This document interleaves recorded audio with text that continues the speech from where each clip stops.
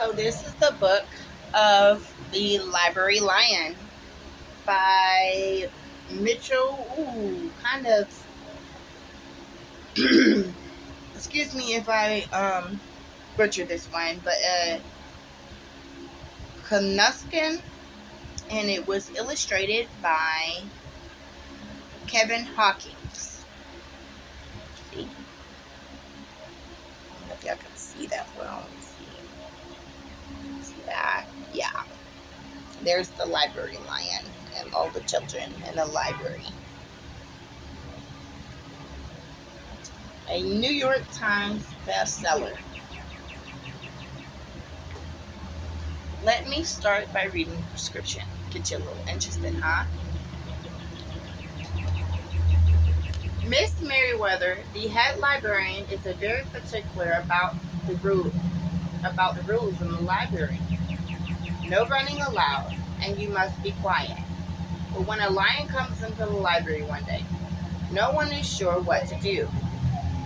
There aren't any rules about the lion in the library. There aren't any rules about a lion in the library. It turns out, though, that the lion seems very well suited for the library. His big feet are quiet on the library floor. He makes a comfy backrest for the children at story hour, and he never roars in the library, at least not anymore. But when it comes to something terrible happens. But excuse me. But when something terrible happens, the lion helps in the only way he knows how. Could there ever be a good reason to break the rules, even in the library? Mitchell Cuskin and Kevin Hawkins offer an affectionate ode not just to the rules and when to follow them, but also that a wonderful place, the library. Alright, here's the pictures. See? There's the lion and the fence and the trees and the little squirrely squirrels. That little squirrely squirrel, lion, fence, trees. There's the lion right there. Big old tail. There's the library. The birds in the sky. They in that picture. And the clouds. And the big blue sky.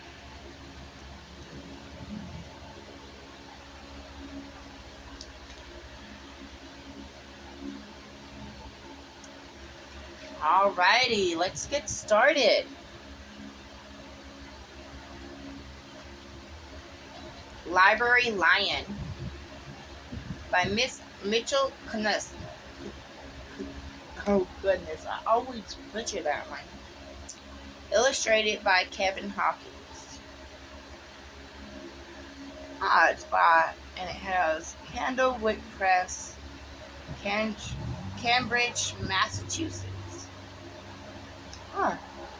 It's donated from an Upston Library, Upston Lee Library Elementary.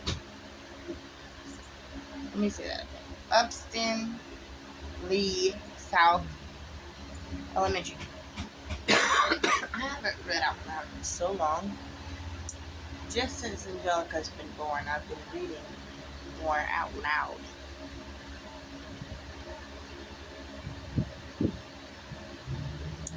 Okay, here's the pictures.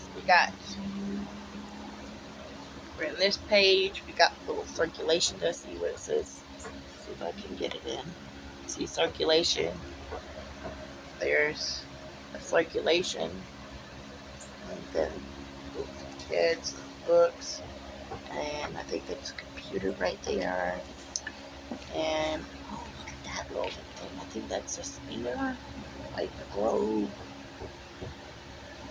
And then there's those things that hold them up, like little statues that hold up the books. And There's the library, all the beautiful windows. Looks like at a movie, right? It reminds me of the old movie that they recreated.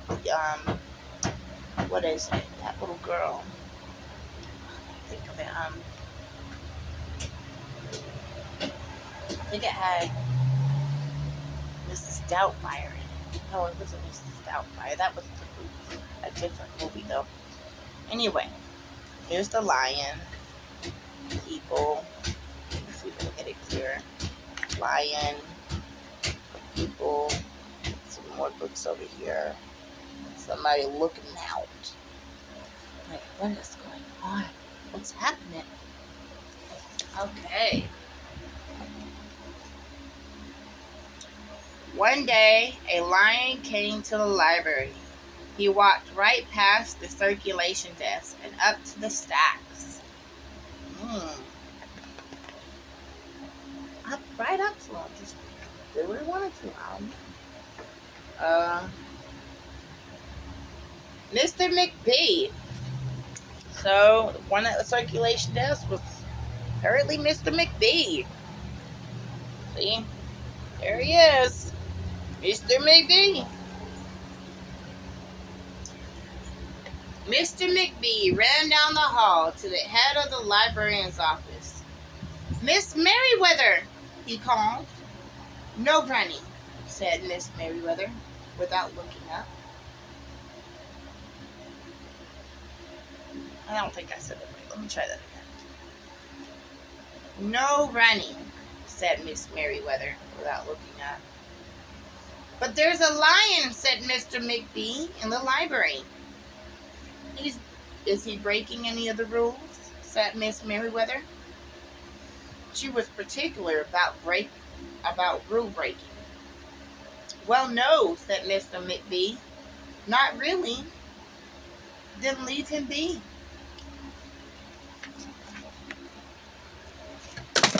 Ooh, excuse me. Just not something, but I'll pick it up later. See that?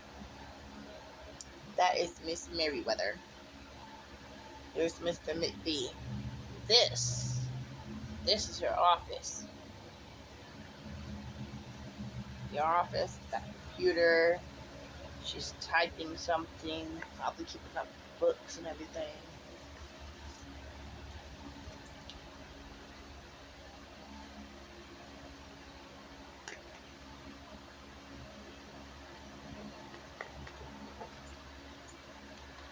The lion wandered around the library. He sniffed all the card catalogs. He rubbed his head against the new book collection.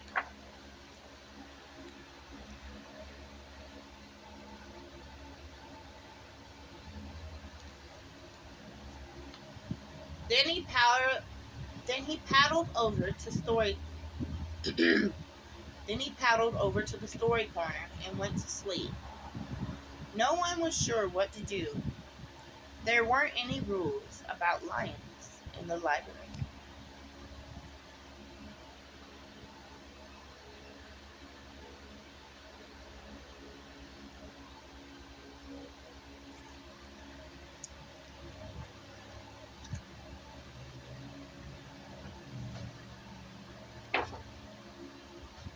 Soon it was time for story hour.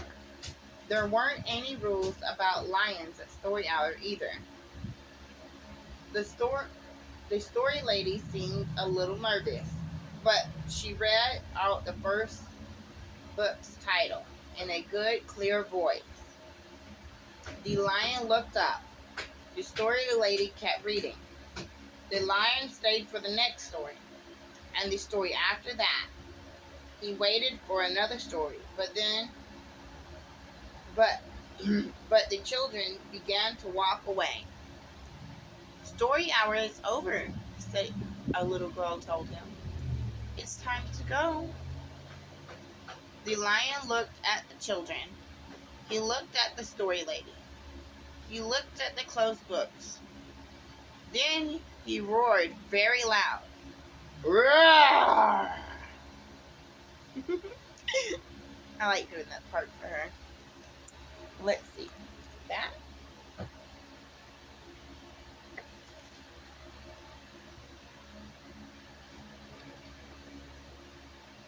Miss Merriweather came out with a stride. Miss Merriweather came striding out of her office. Who is making all that noise? Well, that's why I would like it saying. Let me try it again. Who is making that noise? She demanded. It's the lion, said Mr. McBee. Miss Merriweather marched over to the lion. Ooh, looks like somebody's waking up. We might have to take a break. I don't know. We'll see. Miss Merriweather marched over to the lion. If you cannot be quiet, you will have to leave, she said in a stern voice. Those are the rules. The lion kept roaring. He sounded sad. The little girl tugged on Mrs. Merriweather's dress. But if he promises to be quiet, can he come back for the next story hour? She asked. The lion stopped roaring. He looked at Miss Merriweather. Miss Merriweather looked back. Then she said, yes, a nice quiet lion would certainly be allowed to come back for story hour. Hooray, said the children. Hold on. Hooray, said the children.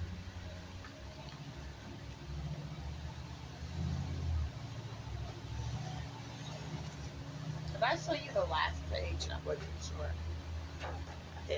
I didn't. Here you go. Here's the last page for those. There's 2 other pages. See? Children, story hour, the big old lion, the scared story lady, and the lion cutting the food in the library because he wanted story hour to continue. It's only an hour, so there's the kid petting the lion, trying to calm him down, asking Miss Merriweather can stay. Oh no, that's the story lady petting the lion, trying to tell the little girl, trying to tell him, hey, story hour over. You dying. Look at that. See, the kid's just standing by, watching what's happening. Just watching. And I showed you this picture, right? That's one page we just read. That's Miss Merriweather. She asking him. The little boy. Alrighty, on to the next page. The next day, the lion came back. You are early, said Mrs. Merriweather. Story hour is not until 3 o'clock. The lion did not budge. Well, I think we've reached about 15 minutes. Give another 2 minutes and then we'll have this posted to you guys. Very well, said Miss Merriweather. You might as well make yourself useful. She sent him off to dust the encyclopedias until it was time for story hour. The next day, the lion came early again.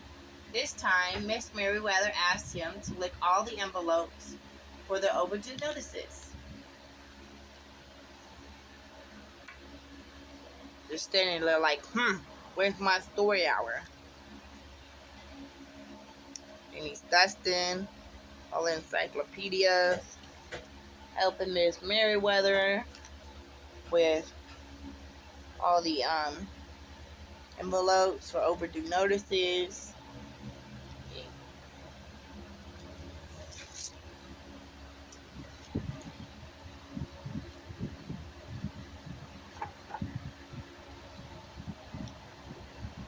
Now I did get this from a church or somewhere. They gave it to me, so. Soon the lion began doing things without being asked. He dusted the encyclopedias. He licked the envelope. He let small children stand on his back to reach the books on the shelves, the highest shelves. Then he curled up in the story corner to wait for story hour to begin. Alright, I'm going to show you the page. Then I'm going to upload this to you guys. Alright, where is my sticky? Okay, sticky note, so we'll be able to continue the story. Look at these little cute sticky notes I got from Carver Road Church. Isn't that just sweet?